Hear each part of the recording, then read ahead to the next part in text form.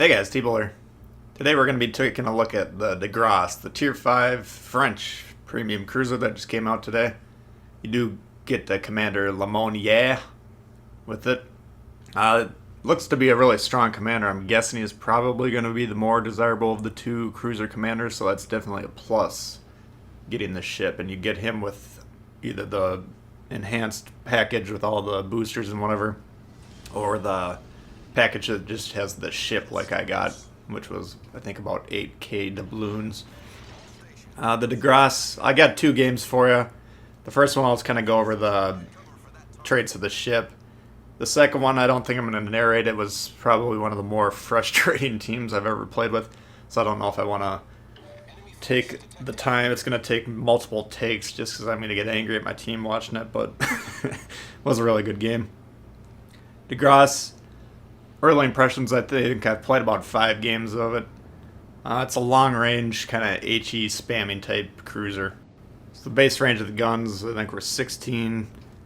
My Pensacola range for comparison with 16 plus 1 level Norm Scott, who does have range boosted on his build. 16 on that Pensacola, so 16.1 on the build that I have now with a level 8 commander. Very long range.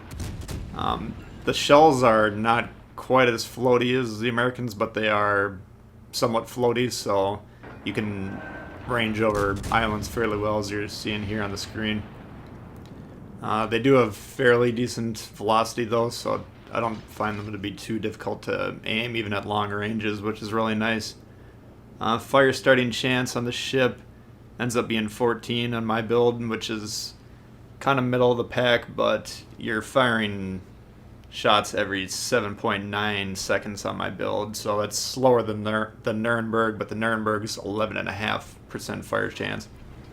Heavy cruisers such as the Pensacola and Alba, 16.5, 17% respectively on their fire chances, but you're getting, 1.5 to almost 2 shots off per ship compared to those, so it's very effective on fire chances. I've had a couple games where I had over 10 fires, and it's quite effective at doing that. Rudder Shift is a little slow on this ship. It ends up being 7. You do have 2 mod slots. I do have Aiming Systems mod 1 on mine, and I put the Steering Gears mod on slot 2. That brings it down to 7. I think base it was 8.8, so it's a little bit slow on the turn there, especially compared to the other Tier 5 cruisers, which are considerably lower than that. The Nuremberg, for instance, is the next highest rudder shift at 6 on my build, so, and compared to the Alba, 4.6 for comparison. So you do have to keep that in mind, but primarily you're going to want to be playing this ship at further ranges. I think you'll see in the second game I'm kind of forced to get in a lot closer for reasons. But, at that range, when you're able to see the shots coming in, I find dodging shells, even with the slower rudder shift, to be workable. And detectability is interesting on this ship. You got 11.8 on my build, which is on the high side. Nuremberg's 12.3. German cruisers tend to be quite detectable. So this one's a little bit higher, like the Alba for comparison, 10.7. Pensacola, 11. But the base trait on Lemonnier's build is he decreases the time of the cooldown from when you fire to when your detectability goes down to its base detectability range, which is very interesting. Now, if you're playing this at long range, as I would recommend you do in the majority of cases, that's going to be quite useful.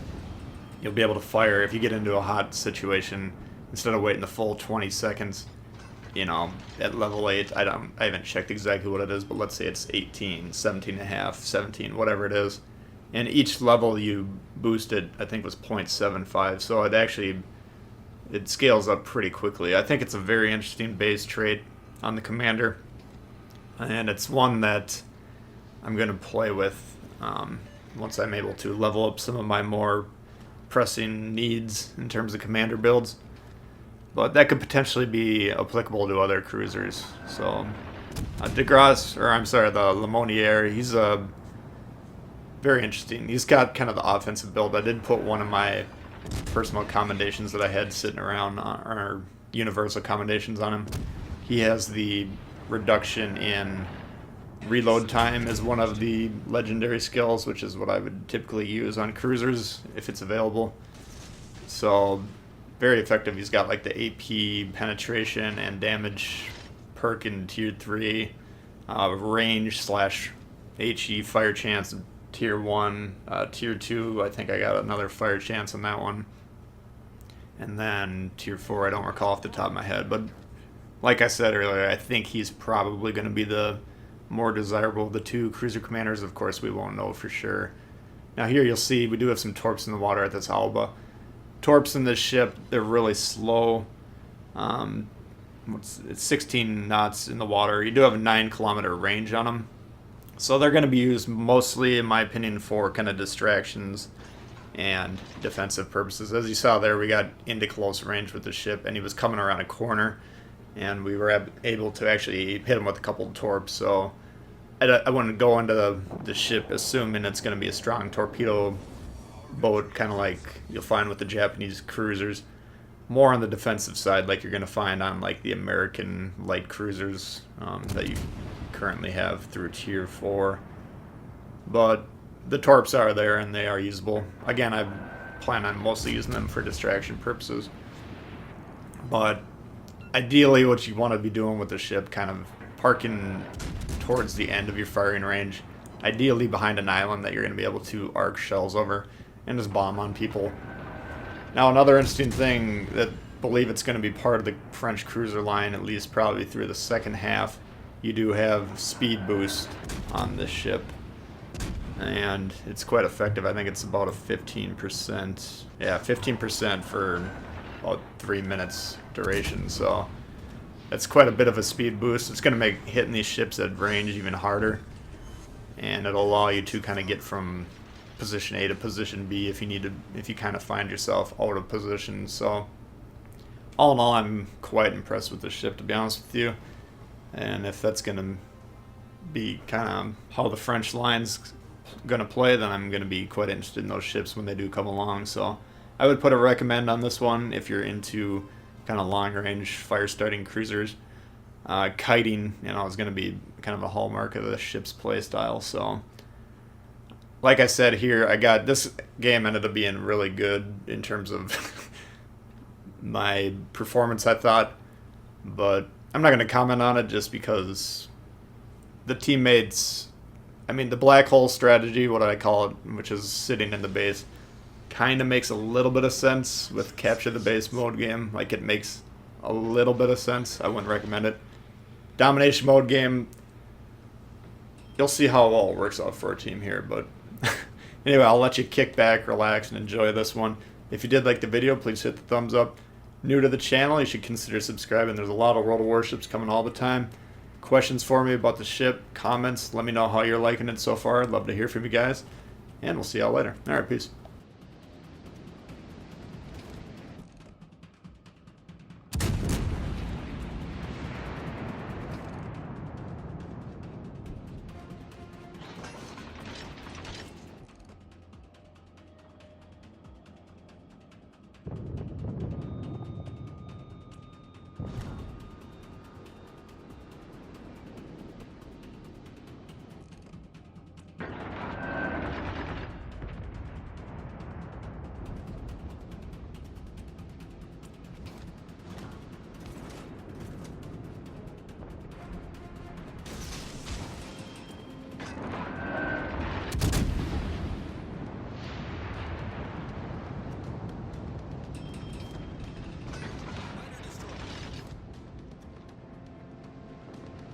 Torpedoes to starboard. Torpedoes astern.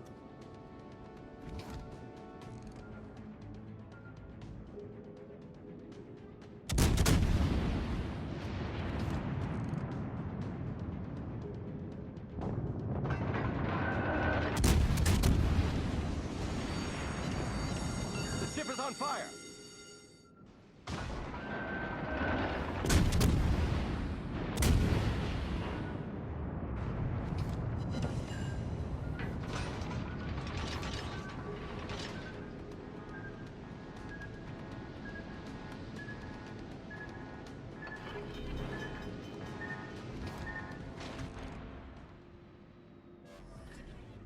Problem solved, sir.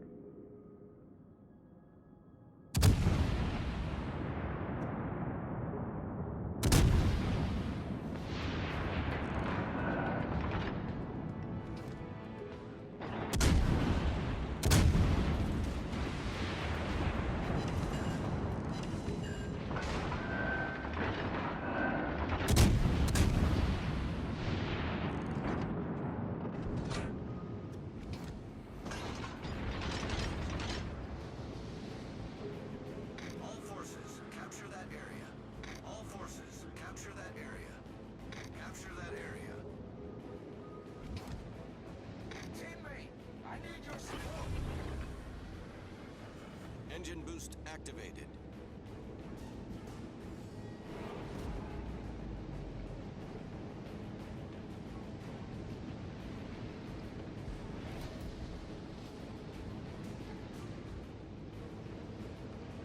I need support.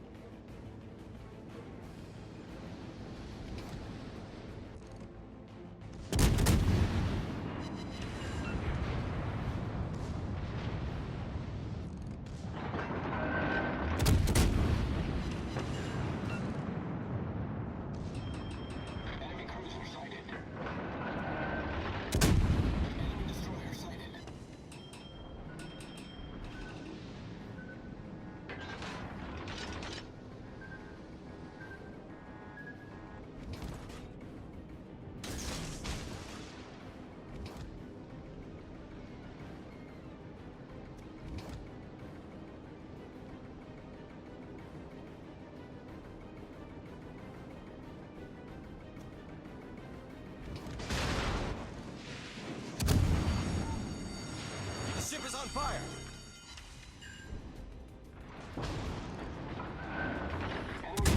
Problem solved, sir. Torpedoes astern.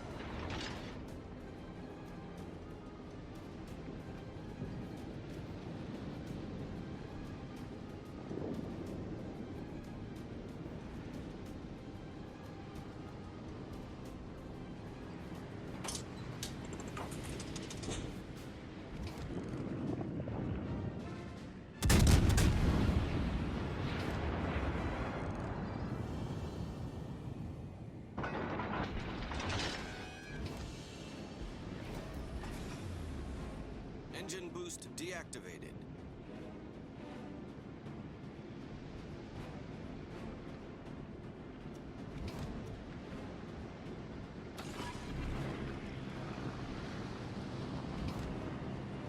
Fighter airborne. The enemy team is taking the lead. All forces, capture that area. Protect that area.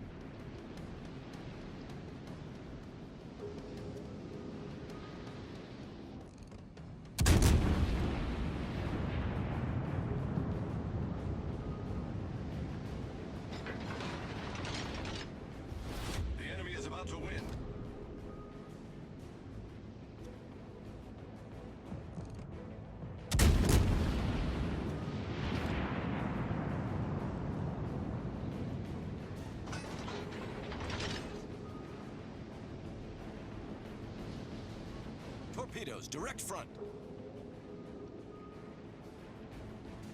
Torpedoes, direct front.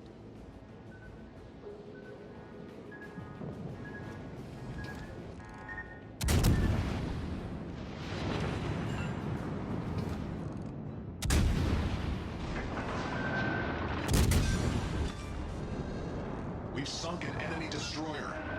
All stations, requesting fire on the designated target.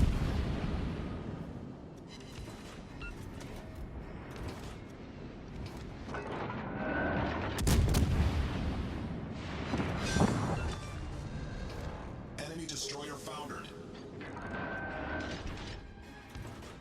Torpedoes to port. Torpedoes to port. Fighter destroyed. Torpedoes, dead ahead.